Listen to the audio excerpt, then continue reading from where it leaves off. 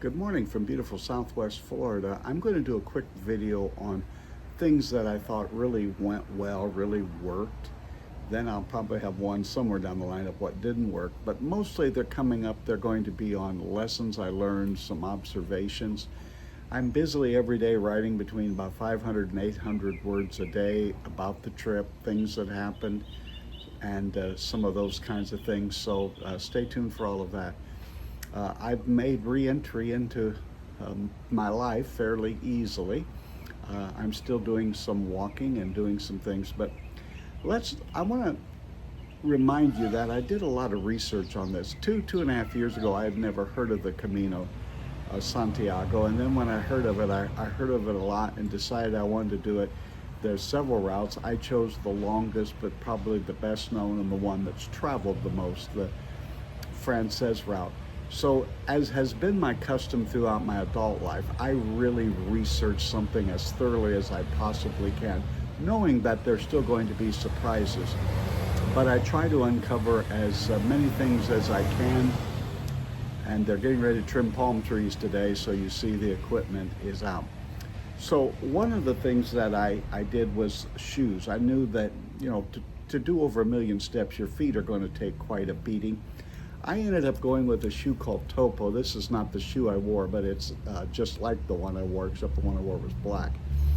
A couple of things about this shoe. I have a very high instep, and for years now I've been wearing really severely padded shoes like Hoka's, Saucony's. This one is a 5 millimeter, and some of them are a zero drop. When someone started telling me those are the best kinds of hiking shoes to wear, I was a little resistant because I've always felt like I needed padding for my arch, but they convinced me that that's the way God created you, and you need to walk more flat. So this has a really low drop. Now, I wouldn't ever advise to just wear them on a long trip. You kind of break them in. I started wearing these shoes almost exclusively since last October, so for nearly 10 months before I went. Here's a couple of things that happen. They have a wide toe box, so your toes can spread and splay and grip. There's something about when you tie these shoes, it's almost like they lock around your ankles and are very secure.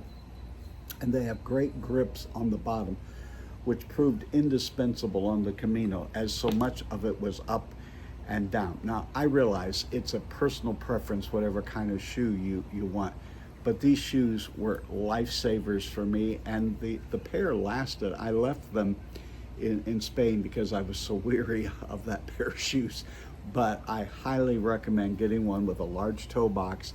And I would seriously consider not wearing the high, severely padded shoe when you're doing this kind of a walk. Topo was the one that worked for me. I wouldn't go on a Camino with all of the ups and downs and uneven and sharp rock surfaces that there are at times, from gravel to pavement to whatever, without walking sticks. I got REI's carbon fiber walking sticks. They help me so many times if you slip, and they also make sure that you're secure. So the walking sticks were excellent. I used this Osprey backpack. I'm not a lifelong hiker, but this was a wonderful backpack. It has this panel in the back that keeps it away from your back, allows air to circulate, and so your back doesn't get as sweaty as it could. Now, I also used lined socks that were merino wool. All the clothing that I took was the kind of wicking away perspiration, and unbelievably, at least it's unbelievable to my wife, I washed all of my clothes out in the sink every night, and frankly, I did not bring any of them home. 43 days of doing that, they were pretty well spent. But I was very pleased. And Right sock is like the last name Right, R-I-G-H-T. I experimented with all kinds of socks. The lining and the merino wool were really, really great. A couple of things that I did. I made allowances for my age and my inexperience at doing this kind of a thing. I transported my larger duffel bag ahead to the motel where I was staying. I did not stay in the albergues, which is the Spanish word for what you and I would call a hostel or a dormitory. I felt that walking that many hours during the day, I had to have rest and sleep at night. I would do it again, maybe if I was younger and somebody who had hiked for a lifetime. I would like that, but I liked the way it worked.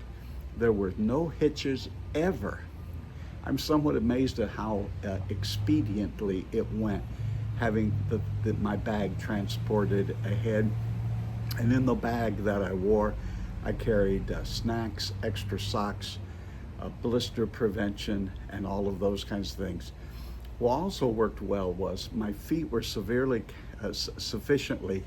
calloused on the bottom that I never got a blister on the bottom of my foot. I got one on the side of my right big toe and on top of one of my toes, small blisters.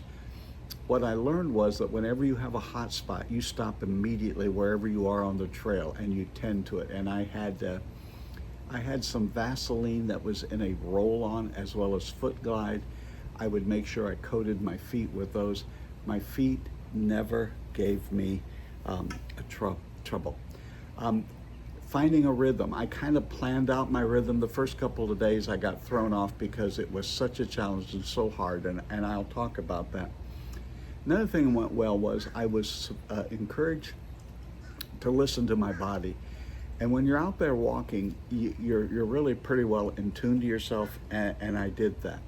I would also tell you to read books, listen to podcasts. You on the Camino.